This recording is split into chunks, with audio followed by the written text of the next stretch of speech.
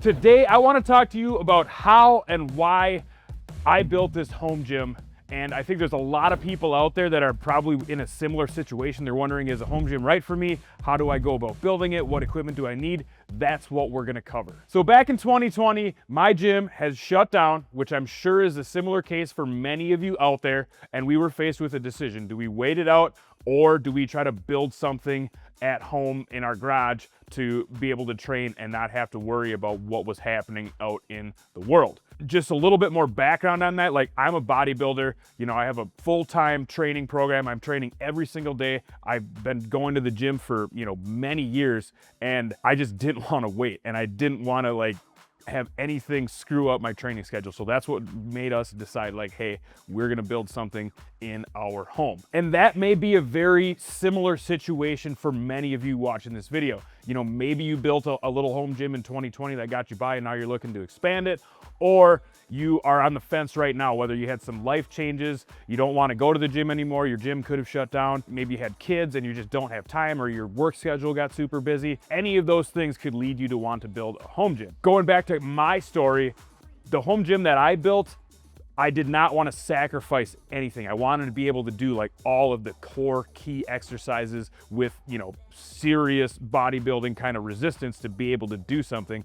But I had, limited space, limited budget, just like many of you have. So that's what I want to cover today is how do you kind of go about building a home gym and make sure that you're maximizing that value for dollar. And also let's talk about some of the top 5 pieces of equipment that I believe are the must-haves to get you up and rolling and getting really good training sessions in a home gym. All right, in no particular order, let's talk about 5 categories of equipment that we put into this gym and why we did it, and then kind of some ballpark budgetary numbers just so you can get a full picture of what is going on. So first and foremost, let's talk about resistance bands and accessories that attach to resistance bands. Now, obviously, this one for me was super easy to implement because I own a resistance band company, so we have everything under the sun and we're constantly making new products. So that was just something that was easy to pull in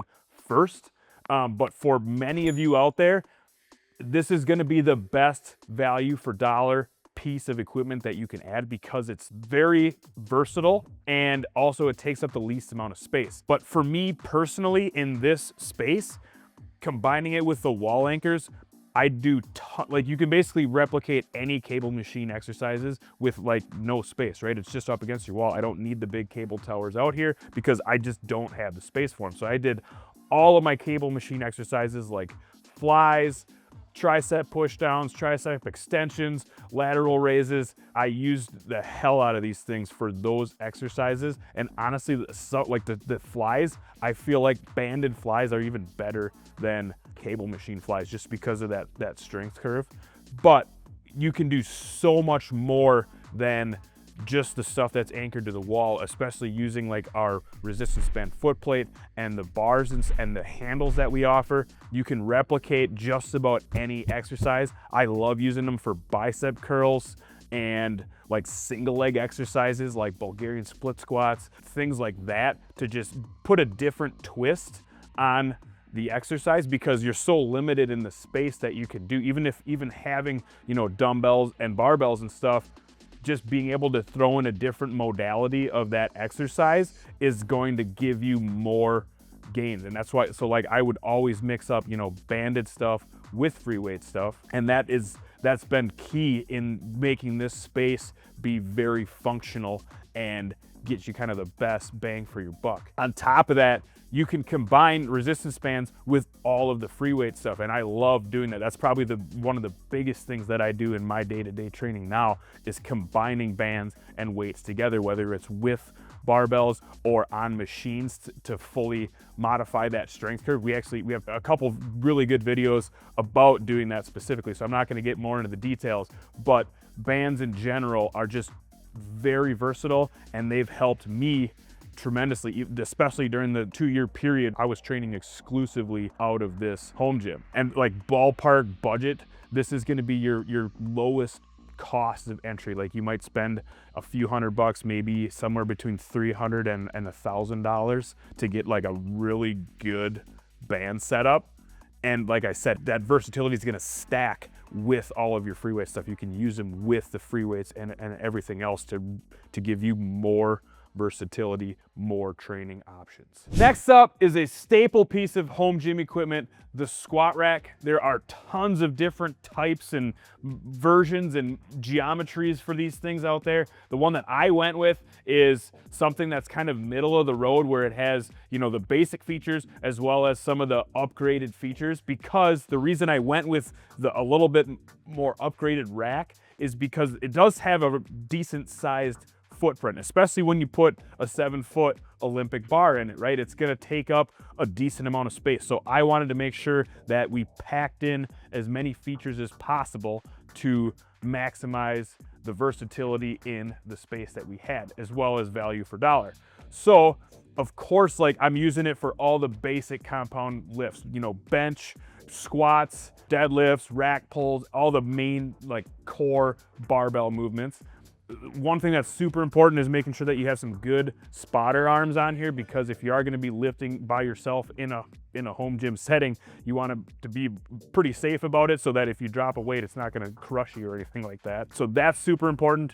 The other awesome features about this are like having a pull-up bar. You can do pull-ups. You can even anchor like resistance band things to do more exercises. This one has a cable stack on it as well for even more versatility, and it's plate loaded, so there's no added weight stack, so it saves you a little bit of cost, and you can utilize the plate weights that you're already going to have to go on the barbell. And then it has just tons of holes and band pegs you can see around the floor for even more versatility. And the aftermarket is now just full of accessories that you can bolt on and use to increase the versatility of your squat rack even more. So that's why this is obviously like the #2 best piece of equipment to invest in when it comes to a home gym, provided you have the space.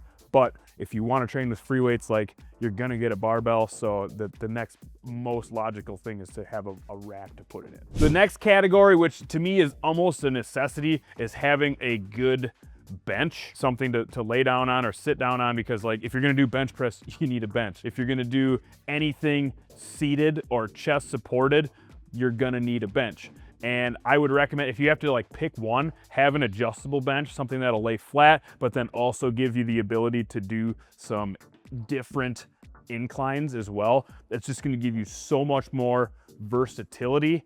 And for me specifically, like I said, it's basically a necessity for me to even, you know, do my workout programming and having an efficient workout program. 50% of the exercises probably use a bench. Like, you can do a lot of stuff standing, or you could use like a chair and stuff like that for some seated exercises, but benches are relatively inexpensive, and you're just going to get so much more bang for your buck out of them. And one thing to note is that benches come in all different shapes and sizes. We've actually iterated in our home gym a couple of times just to further optimize it for our own body size, as well as optimizing it inside of our rack.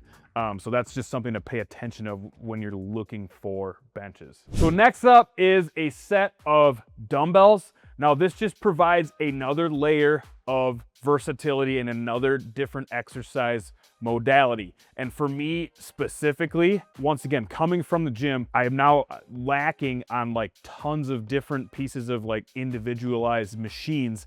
And I was trying to replicate, or at least open up the door to do as many exercises at home as possible, so that I could still use my programming from the gym and just try to tweak it a little bit. And having some dumbbells on top of the barbells and cable and resistance bands gives me that added versatility to be able to set some of that stuff up. For example, a lot of unilateral exercises like rows, chest supported rows, even doing like inclined bench press or overhead shoulder press, whether I'm doing it unilaterally or doing some kind of like lateral raises, which you can do with the other exercise modalities like the cables or the bands. But this just gives you another version of the strength curve, right? It's different stimulus, and being able to add this on top of the other stuff is was definitely key for me, because once again, trying to get as much exercise variation and strength curve variability so that we can have a very complete exercise program. That's why we ended up going this route by adding some dumbbells in. And for me personally, like, we found a really ridiculous deal on this entire set of dumbbells. And then I think I added on like the 100s and the 110s, because obviously not a lot of people use those. But you don't have to buy like a full set of dumbbells if you're trying to add them into your training. Like, you can start out with maybe like a light, medium, and heavy set, or you can even get like a nice adjustable set of dumbbells, which will save you some money. Like, I think we got a ridiculous deal. It was like less than $1 a pound for this whole thing, which you'll probably never find at this point in time. So I would say just kind of weigh it out, pros and cons, as well as budgetary, and maybe like start small and then you can kind of build as you go, or, you know, maybe start with a set of adjustable dumbbells and you can kind of build as you go. But I think having dumbbells is, for me specifically, it was very beneficial, and it opened up a lot more doors in your programming and being able to have a very complete exercise program built out in the home gym. All right, so last category is machines. And now this is where I had to really make some decisions, because like with all this stuff in here, I only have this space in my garage gym to be able to utilize. And also we still wanted to be able to have this as a functioning garage stall. So I can't just buy a bunch of extra machines to like fill this thing up and have, you know, all the space utilized. So we got really strategic with the machines that we ended up adding here, and we only ended up going with 2 different machines. So the first machine you see here is a leg extension, and then it folds flat down and you can do leg curls with it as well. So this is a leg piece for 2 isolation leg exercises, and then the other piece is a combination leg press and hack squat. And now, why did I choose these specific ones? Ultimately, it comes down to leg training. Like for me, my legs are pretty big and they're pretty strong considering for like most people and how people use home gyms.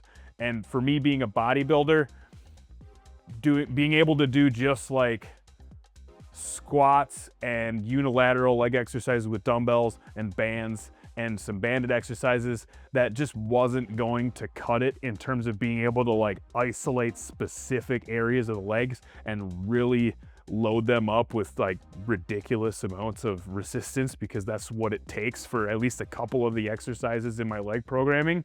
So we went with the leg machines, and obviously we picked 2 machines that you can do a couple of different exercises on, so you got the most versatility out of it, and also they take up the least amount of space. So this is like a plate loaded leg extension, so that there's no stack on it or anything, and it's easy to kind of move around if you need to do it that way. And then the leg press is a little bit larger, but it's still plate loaded, but it allows you to do leg press, hack squat, and calf exercises. So like with those 2 pieces of machinery, I am able to do some key leg growing exercises that I can load up to extreme loads, whether I'm using free weights or bands or a combination of both.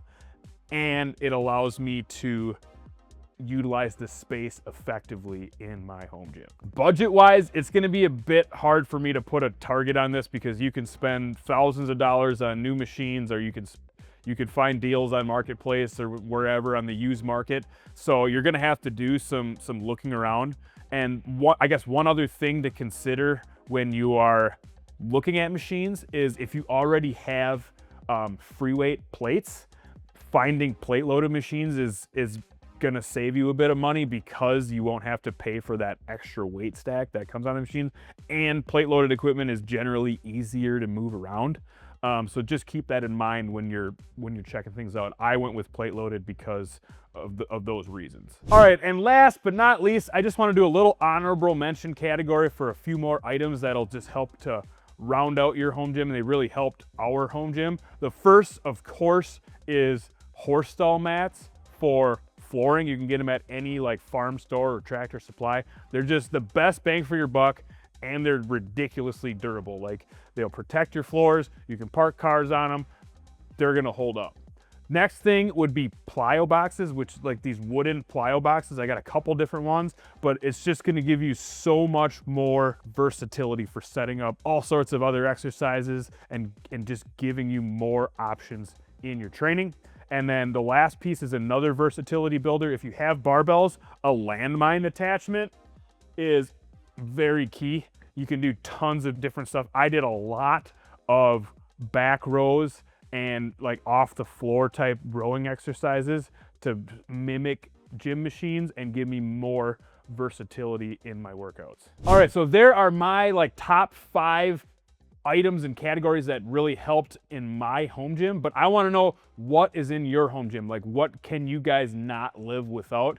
Let me know in the comments. So if you like this video, be sure to smash that like button. Also, if you want to see more content like this or get more workouts, exercises in your home gym, check out the on-screen video links. We have tons of content on this channel. And also, if you need any of the resistance bands or accessories that we talked about today, head over to clenchfitness.com. We would love to hook you up. And thank you so much for watching.